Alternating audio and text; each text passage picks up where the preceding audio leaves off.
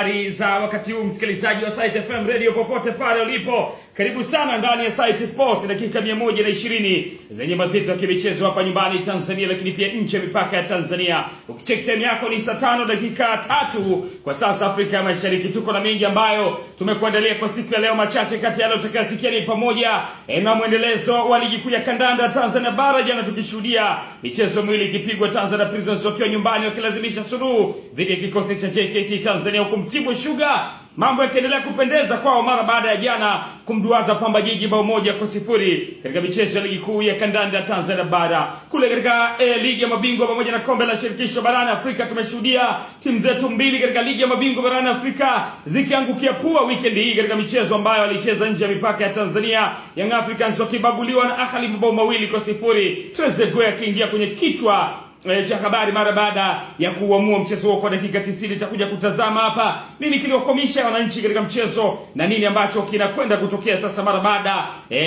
ya kipigo hiko cha mabao 2-0 kutoka Ahli. Tutakuja kumulika namna mchezo ulivyokuwa, lakini nafasi ya Yanga kufuzu hatua ya robo finali kwenye kundi lao, ambapo mpaka hivi sasa bado mambo yanaendelea kuwa mazuri kwa upande wao mara baada ya FAR Rabat kutoka sare na kikosi cha JS Kabylie. Tutamulika pia taarifa ya wekundu wa Msimbazi Simba, ambapo mpaka hivi sasa ndio timu pekee kwenye michuano ya ligi ya mabingwa barani Afrika haijakusanya alama yoyote katika michezo mitatu ambayo imecheza. Hii ni mara baada ya juzi kubabuliwa bao 1-0 dhidi ya kikosi cha Esperance de Tunis, huku Ahmed Ali, ofisa habari wa klabu hiyo, akieleza kwamba wamefurahishwa na kiwango ambacho kimeonyeshwa na wachezaji wa timu hiyo, huku akitanabaisha mikakati yao kuelekea katika mchezo ambao unatarajiwa kupigwa Dar es Salaam, mchezo mwingine huo wa hatua ya makundi dhidi ya kikosi cha Esperance kutoka pale nchini Tunisia. Tambulika Azam FC ambao wakiwa pale Kenya wamefanikiwa kupata ushindi wa magoli 2-1 dhidi ya kikosi cha Nairobi United. Tutakuja kumsikia Himidi Mao, mfungaji wa goli la pili kwa upande wa Azam FC, akieleza namna ambavyo wamefurahi kupata ushindi, huku akitanabaisha kwamba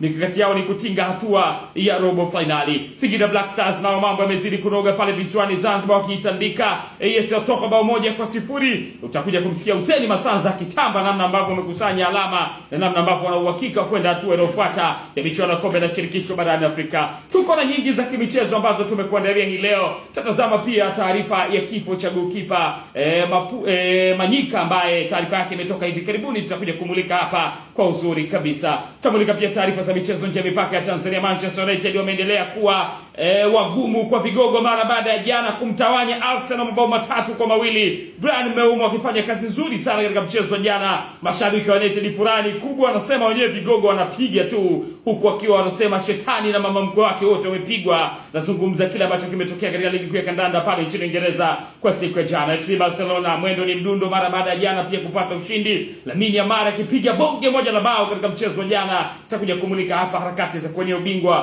kwenye ligi kuu ya kandanda pale nchini Hispania kwa uzuri kabisa. Tuko na taarifa nyingi kuhusiana pia na taarifa kutoka pale nchini Ujerumani, kielezwa kwamba huenda taifa hilo likajitoa katika michuano ya kombe la dunia ijayo. Nini kinapelekea hili? Tutakuja kuzungumza hapa kwa uzuri kweli tukitazama hilo, na tutajaribu kumtafuta mwenzetu Munibulai Shaibu Mbawala kutoka pale Ujerumani tutakujua undani wa taarifa hii kuhusiana na Ujerumani kujiondoa ama kutaka kujiondoa kwenye michuano ya kombe la dunia. Mimi naitwa Juma Nindi, box to box midfielder. Iko hapa Jamal Kobe katibu, Idi Abdul Milanzi mtoto wa Bill pamoja na Moshe Sengo free kick taker. Tenda pamoja kumulika mengi ya kimichezo. Baadaye kwenye anga la kimataifa tutaungana na Benedicto Kiepo, tazama mengi ambayo yanajiri kimichezo huko kwa wenzetu. Karibu sana ndani ya Site Sports, dakika 120.